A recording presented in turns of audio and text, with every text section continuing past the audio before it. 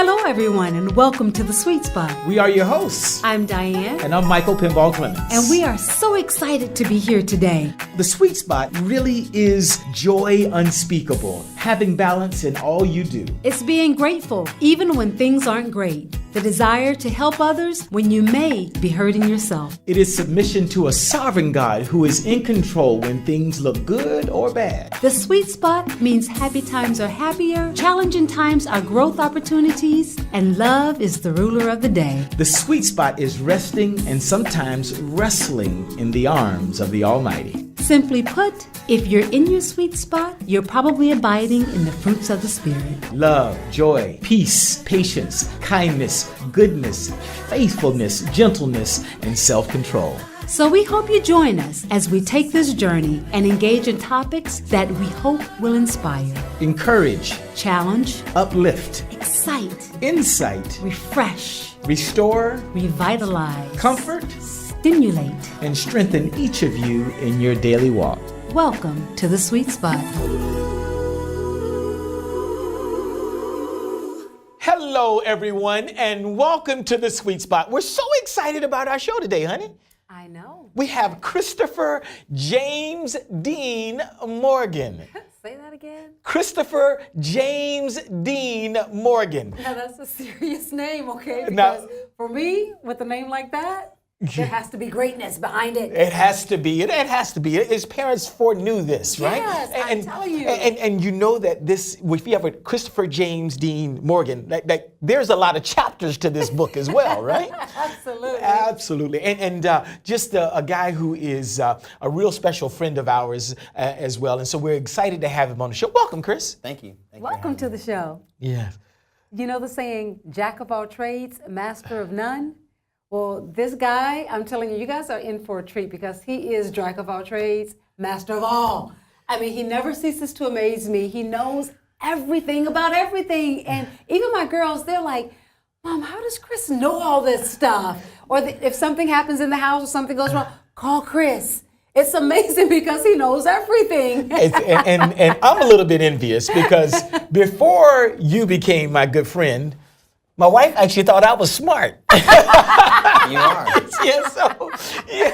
But she's like, how'd you know that? How'd you know that? And now she says, It's call true. Chris. Yes, call Chris. No pressure.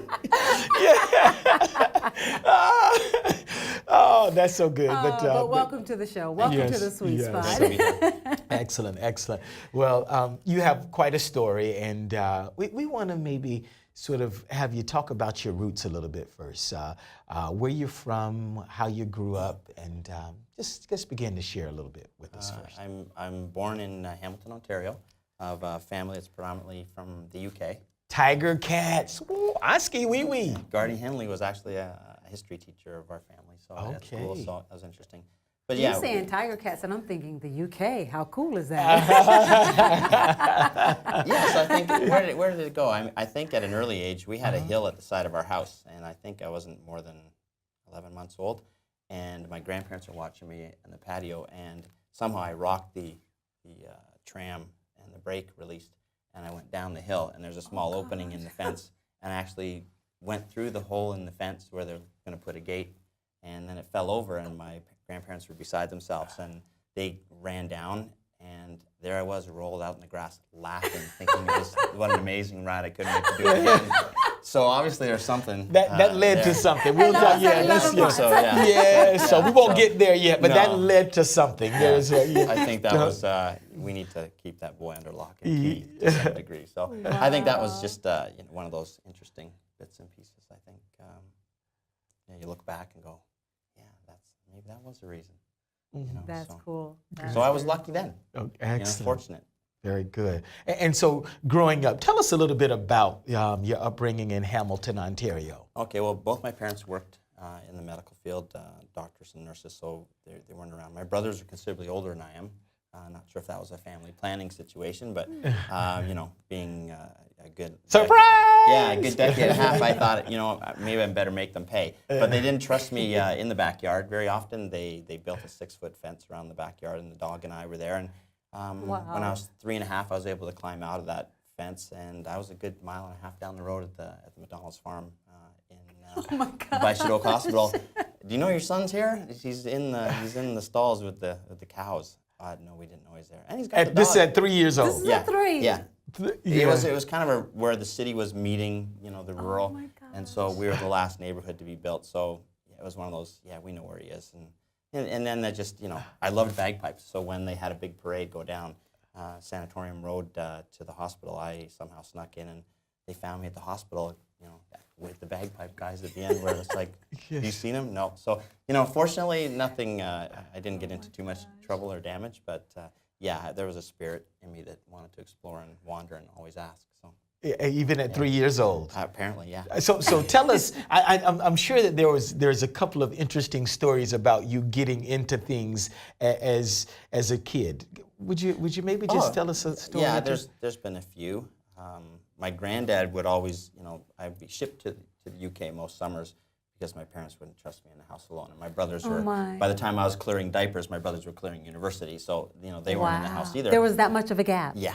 Wow. And so it was, do we trust him? No, let's send him to England. So I was shipped off to the UK to live with my granddad and grandma, and he built homes. So I was his, underling to do whatever chores needed to be done. Wow. And he would watch me do those things. So yeah. And how old was that then? I started when I was 7. Yes. And followed it all the way through to about 15, 16, where I was, learning things that I had no idea I was gonna use later in life. But he always used to tell me, God gave you 2 ears and 1 mouth for a reason, young man. You need to listen twice as much as you speak. And at the time, I remember saying to him, Granddad, that's just too hard. I need a grandfather just like that. Yeah. But as you get older, you realize, I think that was the quiet way of him to say, can you just be quiet? Yes. So, we had some great... I like your granddad. Yeah, it was, we had some great, stories that when you look back, you realize it was a great lesson, but at the time you weren't too fond of it.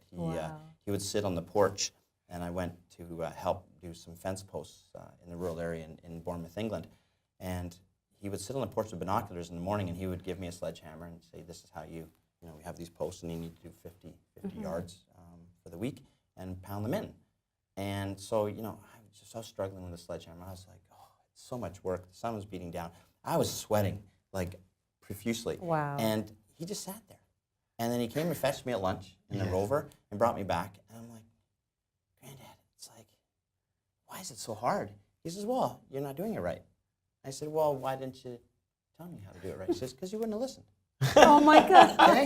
You would have just thought I was rambling on. He says, so now that you have sweated and you have worked really, really hard, your ears might be more tuned to. Wow. I really like your granddad. I'm lifting the sledgehammer up and slamming it down. He goes, you don't do that. You're right. You're doing twice as much as work as you need to. I was like, okay. And he said, okay, do you want me to tell you? Yes, please.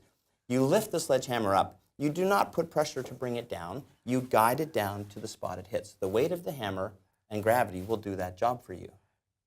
Wow. And then I remember going back out to do them in the afternoon. The whole time I'm thinking, he took 3 hours to wait to tell me that? He goes, but he's right. It's almost that life experience. Right. You're not going to take that, oh, it's just my granddad. He doesn't know what he's talking about. I'm going to do it. When you're young, you think you know it all. It's like, right.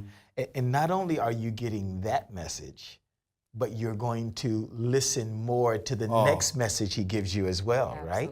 Mm-hmm. Yes. Wow. That's amazing. Yeah, that's amazing. It was something that you bring forward. Right. That's great. And hopefully it stays with you, and it does, because isn't it, life's experiences is probably one of the best educations you can get. You live more from what you do by mistake than what you do well. That's right. And I remember even in life, we had a coach that said, if you lost and you learned something, then it was never a loss. Right. Okay. Okay. Good. But sometimes you can win by not learning as much as losing. Mm-hmm. There's an old saying: it's better to find victory in defeat than defeat in victory. There you go. I believe what you're saying. Well said. Wow. Yeah. So then, as a kid, was there a spiritual foundation at all? I sang in a choir. Back up. You sang in a choir. I Wow. sang soprano as a You Christ care Church. to hum a little bit? No, sir. Those were many years ago. Just checking. I sang soprano in Christ Church Cathedral Choir in Hamilton. Wow. And we traveled around and sang, and I think there's even a solo of mine on a 33. See, I'm still learning new things Okay. about you. Yes. Sometimes it's like Shrek, like an onion, right? All these different layers. As my kids would tell me. So yeah, I think that was important. I learned a lot. I learned patience. There's different parts of your life that you fashion onto things, more strongly than you would if you just laid it all out. So I think, and again, it's experience and travel, and that was great. It was, and everyone used to say, "Oh, you're such a lucky kid," or "You're lucky at this and you're lucky at that." And when I look back at it now, I don't think luck was really any part. I think luck is a measure of how much faith you have. And when they say the Lord works in mysterious ways, He certainly does. He's like the great electrician. He has paths of everyone that comes across each other, like the paths to meet you guys. Right. So it's just one of those ones that He's not going to provide for you, but He'll provide the opportunities for you. Right. And He knows what you're made of, and He'll expect you to do the right thing. Right. So that was the hardest one my granddad ever said to me. When he ever was cross, he would say, "You know the right thing to do. Just do it." Wow. He would never tell me what I did wrong or what I should have done. Right. He just says, "You know the right thing to do. Just do it. Just do it." And that was before Nike ever coined it. Yeah. So Yes. just do it. Just do the right thing. Yes. And that would hurt. Yes. Oh, I better do the right thing. Wow. So we want to fast forward a little bit.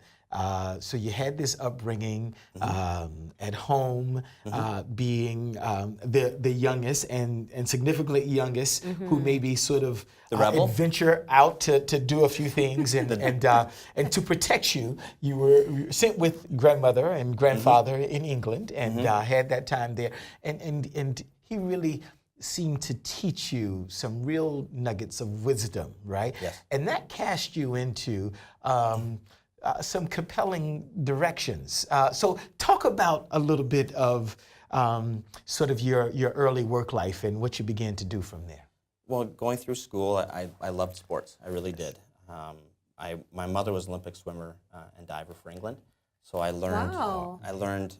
And back then, when she was training in Bournemouth, and she would swim from Boscombe Pier to Bournemouth Pier. They didn't have Olympic-sized pools. Okay. And it was along those lines that I want to do sports. I want to excel at something. Right. And it was what your passion is. And my granddad and my dad would say, we don't. Can you back up a little? You say she would swim from where? She would swim from Bournemouth Pier to Boscombe Pier. That would be her swimming, and all the tidal currents through the British Channel. Yeah. So she would do that at 5 in the morning. What's the distance? Like what? But it's an active water, isn't it? Yes. Yeah. You learn to swim in the tides and when it moves through. She said that's what made you a strong swimmer. So that was her 5 to 6:30 module, and then she'd catch a bus home home by 7, breakfast, change of school, and out the door for 7:45. Yeah, and then she got on with her day, and then she played lacrosse at the end of the day as well, and then hoop ball or netball. They didn't have basketball then, but it was netball. That explains where all your energy comes from. My mom. Okay, she stopped snow skiing when she was 86. She stopped driving a car when she was 90. So if I can get a little bit of that DNA, that'd be That's great. amazing. My goodness, That is my goodness. Yeah. Excellent. Good. So tell us about your sporting. Okay, I loved football, soccer. I did every sport. Cricket, a British background was very much a push in those areas. But I really latched on to motorcycles.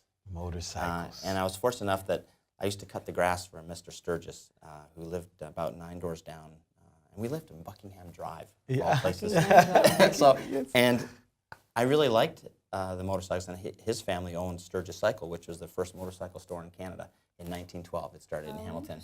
So there were used bikes that came available, and I really wanted a dirt bike. And of course, my family's heavy into sailing. My father was a Commodore at the Hamilton Yacht Club. My brothers represented Canada Olympics and Pan Am Games in sailing, but I just found it boring. They'd shove me in the bow of the boat, when they're doing that. I just fall asleep to the waves. And it wasn't until I got on a little step-through scooter going from where they lift the boat out to the clubhouse to go to the bathroom that I go, oh, Larry Scott scooter, I'm in love with a motorcycle. And that was it. And then it became, he will not stop. You just keep going on. So my parents relented for a while, and then finally I was like, okay, if you come up with half, you can get one. So I hustled, and I talked to all my buddies that had newspaper routes, grass cutting, and in 6 weeks I had $386.47 in a Crown Royal bag from my granddad at breakfast. Bam! I was dropped in the kitchen table, and they're all like, looking, what's that? I said, it's $386.47. And they were like, that's more than half. I said, yes, but I need a tank of gas, and I need a helmet. And so I was like, and they got one on sale, a used one, and off we went. And So, how old were you? I was 9 at the time. Wow. So I was like, wow. and I didn't care for the style. I had, Yes. gardening gloves and, greb Kodiak boots so I wouldn't hurt my toes. Wow. And $386 is That's a a lot of money. lot Oh, yeah. when you you were 9. Yeah. Yeah. Oh yeah. That was That's Way to Wow. it's in the Wow. 60s, man. Yes, So, yes, yeah. yes, yes. So that's how it started. And then I think my parents were humoring me. They're like, Right. he'll work off that phase, and it didn't. And then my dad was curious one time. He came out, and I was riding the local club. They have practice nights, and I didn't have an 80cc bike, but they let me ride in the 80cc class, and I had 50. And he said, how's my son doing? He didn't want me to know that he was there. And Mr. Sturgis said, well, he's pretty proficient at this. He says, actually, he's quite entertaining, and because he doesn't have the straightaway down the speed, he doesn't speed down the straightaway, but in the corners, boy, he catches everyone back up in the corners. That's where you need to be. So, it was just kind of, it worked to that direction where I got better and better. And he said, and I remember my brothers, they weren't so keen on me having a mini bike, and I had a full face helmet, and it was the old ones that were cut like this. And my one brother said, Dad, it's dangerous. He can't. If a tree branch hits him there, it could hurt him. I said, Dad, if I'm dumb enough to not duck my head, Yes, yeah. take the bike away. Yes, yes. Okay, I'm not a wood duck. Okay, Yes, I can move. So I think that was, and then I propelled into getting into that sport more and more. Good. So tell us about the height of that sport. Where did it take you? I raced professionally in locations around the world. Then I was hurt and I retired. And So no. Tell us what you did. Tell us your Yes, we achievements wanna in the hear. I was yes. national champion in 500cc motocross. I raced for Honda, and I just had a lot of fun. You had your own racing team called Morgan Racing. Yes, that was when I retired from racing and built the Okay. race team. And So again, people want to know. They want to hear. Okay, so I got You're hurt. holding back on us, man. You're holding back. I got hurt in '83, and so I did some significant damage to my knee. And again, talking to my parents, my dad was in the Caribbean at the time because he was the chief medical officer down there. So we had a conversation on the phone. He says, "Well, I've seen the reports, and the knee surgery isn't where it should be 10, 15 years from now. It's a little brutal. And how badly do you want to do this?" And I said, "Dad, I've traveled the world. I've made some great friends and contacts, had great life experience, but if I don't do the surgery, I can still do athletics if I take the time to heal, but in a so I could still play hockey for fun. I could do tennis and those types of things." So that was my decision. I didn't want to have a hole drilled through my knee and have tissue taken from one thigh, because then, as he said, even when we do it, 5 to 10 years, every 5 to 10 years, we'll have to go in and change it because it's just that radical and new, and we don't think it's the best thing. So I decided to step out. And so then while I was going to McMaster University, Honda were good enough to find me a job part-time selling cars. So I did that 3 nights a week and was one of the top sales guys. I had an 80% turn rate. And it's just, but it comes down to honesty too. And I remember this is how I got to Tide. Honesty and being straight with people. A gentleman and his wife came into the store, Craig Backman and his wife Sandra, and he needed a new car. He worked for Procter & Gamble at the time. He was working in the labs in Hamilton, and he's going to go to Toronto, and he had a big Cougar car, heavy on gas. He wanted to get a little 4-door Honda Civic, but he said, "I need a 5-speed, but my wife, Sandra, she can't drive a 5-speed. And I said, "Well, when are you teaching her?" He said, "Oh, I'm not teaching her." So I said, "Well, I'll bring one home." And this was back when everything was closed on Sundays. Right. So I said, "Well, bring it home. We'll go to the Dundas Mall, and I'll teach your wife to drive a 5-speed. And he's like, "Really?" He's like, "Are you sure?" Yeah. I said, "Yeah, I'm sure. How hard can it be? Okay, there's no traffic. We're good." So I brought it home, and we taught her how to drive. And then, again, it was just, he had a trade-in price in the car, and the used car salesman said, "Well, just tell him his car will be in next week." And I said, "I've got friends at Honda, and they work in Vancouver, and I know that car hasn't even left Japan." He goes, "What are you doing phoning those people?" Right. Because you're not telling the truth. And that's always been a stigma in the car industry for years. It was like, "Oh, you got to be careful of those guys." So I just said, I went to Craig and I said, "My manager wants me to say this. I can't. your car will be 4 to 6 weeks getting here. If we establish a fair price for your trade-in and you keep it in certain mileage, let's do that. And he goes, great, done. And he waited, and then it got even better. He said, we hear that you want to build your own racing team now that you're hurt and Honda's helping you. And so he knew a gentleman who just became the brand manager of Tide Detergent. Wow. And so I did a pitch, went to them, and became, not knowing until after we'd run our first 3 races, that I was the first person in the world to get Procter & Gamble to sponsor any sports property of its type. Wow. So we did Team Tide, and we went to Calgary for the very first race, and we had the big freak Chinook at 7 in the evening that dumped a ton of snow and rain. The lights went out in the stadium, but we won that race. And I remember Steve Armitage, who was calling the race for CBC, said, Yes. about the only people happy with these conditions are the sponsors of Team Tide, because look at how muddy it is out there. The bikes are getting stuck. I think only 5 bikes are running at the end. Right. So yeah, it was. That's amazing. It's one of those ones where, again, honesty, faith and conviction in what you're doing moving forward in the right way. I think that's you're rewarded, or just that's what's expected when you follow that path. That's amazing. And now, continue to tell us, where'd you go from, so what was the height of Morgan Racing Team, and then where'd you go from there? In our 18 years of racing, we won 28 championships. I think we still hold the record at the Rogers Center or Skydome back then for 5 years in a row we won. It's been great. And then as you evolve, you start doing things for Procter & Gamble, and they said, oh, we want to have T-shirts and hats and jackets. So can you supply that? Sure, no problem. I didn't say no. I was like, got to try and do this. I mean, Yes. I have an honors degree in geology and geography and lunar geomorphology, and I'm as far from that as possible. But Yes. they were laying guys off with 20 years lab experience when I was graduating. So I just went to the direction that my heart felt was the right thing to do at the time, and never giving up. And you know me, I don't like to have all my eggs in one basket. So it evolved. And then I started doing corporate promotions and apparel and again. Where'd that take you? Well, Craig Backman, another good Yes. friend and colleague, he left Procter & Gamble and went to the Royal Bank. So I designed the global wealth management library in 43 countries around the world for that. And in part of that, Craig was also in charge of the Walmart strategy team. There's only 5 of us at the time working with Procter & Gamble Walmart when they came to Canada in 94, 95. And I designed a new store opening program for Walmart that spanned 11 years in 7 countries and 7,800 store openings around the world. So just you never say die. You don't quit. You never give it. Master of none. Master of That's all. right. No, because you said this to me once. Just, man, you know everybody. I said, yeah, but so do you. He says, no. There's more people know me, but he says, look at you. We're downtown Toronto, and you look up and look at a truck driver and go, I wonder if that's Drew driving that truck. Yeah. How do you know people like that? I was like, you know what? Just another great saying from my granddad. On your path in life, you're going to cross many bridges, and people will cross that bridge with you. If you're good to them when you reach the other side, you will be crossing that bridge again at another point. You need their help, no matter which direction you go on that bridge. So never burn a bridge. That's a great lesson. It's just, it's important to be fair. That's awesome. And also here's something, religion, has gone through, a roller coaster from time to time, but I was the only team manager that I blessed every bike before it left my paddock. And everyone thought I was silly. And then, what are you doing? Are you praying for victory? I said, no, I'm actually not. If you might be the first person to ever ask me that. We're on a Sunday when we race. We don't have a lot of ministers. Some tracks a minister will come and do a small service.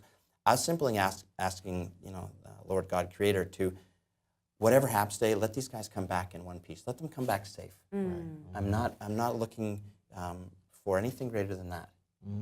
That's amazing. And that was really where it went. I mean, even Montreal, our second race in with our first team Tide, we finished 1st, 3rd, 4th, 5th, and 6th. And people were wearing Tide boxes pinned to their shirt coming to their track the second night. And we had 65,000 people in the stadium, Olympic Stadium, and there was no roof, raining. And that was the same night that the Habs were playing the Calgary Flames in Game 4 of the Stanley Cup. It was crazy. It's but it's just great. You know what? It's just, you gotta live life, right? You do. You do. And your path helps you. The path you run now helps you the path that you have in a future life, which I believe is there. So, you're being judged on that. And then one person said, "What's faith to you?" I said, "Faith is the monorail of life," and that's really what it is. That is the guiding piece. And what was it? To err is human, to forgive is divine. And my granddad added one. He said, "You never forget, because those experiences in life." You can forgive, but you never forget. But not forgetting allows you wisdom and knowledge. Okay, yes. And that So helps you don't mold tell. you to be cognizant of that. I mean, my mom worked at Blue River Children's Hospital for 30 years as a head nurse in Toronto. I was probably the only race team that would go collect the kids in the wheelchair program and bring them to the race. You know, or have them, or I'd drive the rig up to the, they're like, you're bringing motorcycles to a hospital? I was like, yeah. So you got to put back. You got to help. Awesome. Right. You know, right. that's huge. And I also worked at Northwood camp in Kirkland Lake as a young lad. The one summer I didn't get to go to England. I got to go with my mom for 3 weeks, 4 weeks, Right, and it was a crippled children's camp. And I won the March of Dimes Merit Award at the age of 10. I was the youngest person. Oh, wow. Yeah, Wow. just got to do what you got to do, right? Yes, yes. Compelling story. It hasn't all been easy, right? No. And today, you are a single dad, Yeah. right? And A FOMI. yes, Father, yes, yes. yes. So we won't have a whole lot of time to go into that here today, but maybe just a word of encouragement for a single dad out there, right? And also maybe if you can talk about maybe how faith has helped you to steer. It's huge. Faith, the community, the fellowship that even in church, what my kids get is huge. It's monumental. I think it allows them to be sponges of acceptance to adjustment and change, but it's how you deliver them through those hurdles. Life is not easy. Anyone said it's easy hasn't lived life. And I think, God hasn't given up on us, so why should we give up on those around us? Oh, yes. And you just keep moving forward in a positive light. And in my family, That's all we ever had were boys. Generation of boys. Yes. So, Right. Kiara was born April 1st. Are you sending a message? April Fools, get you ready. Here's the other one. All my boys were born on the 31st. Yes. What's your football number? 31. When was Kiara born? April 1st. 15 minutes past the 31st. When was Madison, my 9-year-old, born? July 30th. 15 minutes shy of the 31st. So if I add the two together, that's 31 again. Oh my goodness. Think there's Only there's you. a reason that we crossed paths. That's like, he's got it in his plan. So it's not easy. It's trying, it's difficult. But you have to listen, and that's where that, listen, like just most recently my daughter said, Dad, you won't get it. You won't understand. And that's what I want to tell you. And I said, Kiara, you can tell me anything you want. It may not be for me to understand, but it is for me to listen. Right. And if I don't understand, I will seek help to understand. That's right.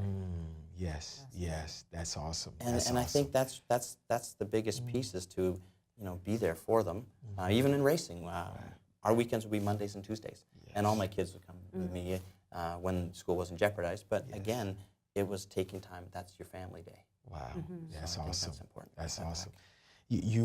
You said something that I think your grandfather would be proud of, right? And all those little nuggets of wisdom that he used to give you. Tons. You said that church has afforded your kids to be sponges of acceptance. Yes. To adjustment and change. Yes. I think that's our sweet spot message of today. Sponges of acceptance to adjustments and change. Man, that's eloquent. Thanks, Granddad. It is what it is, right? It's like you manage your way through. You never give up. Bel es pos, where there's a will, there's a way. Yes. Wow. Our time has gone so quickly today. Yes, and- I'm glad Yeah. you had time for me. Yes. Thank you yes, so much for joining us here on the Sweet Spot. And just, I'm sure the listeners and viewers are wanting more, but our time is so short. We just want to say thank you so much. And like Pleasure. I said, guys, if you're listening, this guy really is like he's in the years that I've known him, he's blown me away, and he continues to blow me away because every time I talk to Chris, I learn something new every single time. And it's not many people that you meet that you can say that about, that you actually learn something from every time you have a conversation. But I can truly say every time I have a conversation with you, I actually learn something new. So thank you so much for joining us and for Pleasure. giving our listeners and our viewers some wisdom today. Well, I say to Mike sometimes, I'm a plethora of useless information until that information makes sense to the situation at hand. I like that. It's like, and your daughter, Riley, she yes. sure loves poking fun at me. Yes, It's like, but I think we're similar pods, you know, it's like, okay. That's And she awesome. loves my middle name. Yes. That's awesome. That's awesome. Excellent, excellent. Well, thank you for joining us today on The Sweet Spot. We're going to have Chris back at some time so that he can maybe just share a few more thoughts and we can maybe kind of understand a little bit more of his personal story and where he is now and where he is going. So we until then, though, we want to thank you and wish you just a wonderful day and speak life. I heard that on 1250. For those who are listening on the radio, I heard that on 1250 this morning. Speak life. And the message was we either speak life or death, right? We can speak death into people or we speak life into people. So find your sweet spot. Speak life. Be a sponge of acceptance to adjustment and change. Just Very well said. Christopher James Dean Morgan. Until next time, stay in your sweet spot. Woo!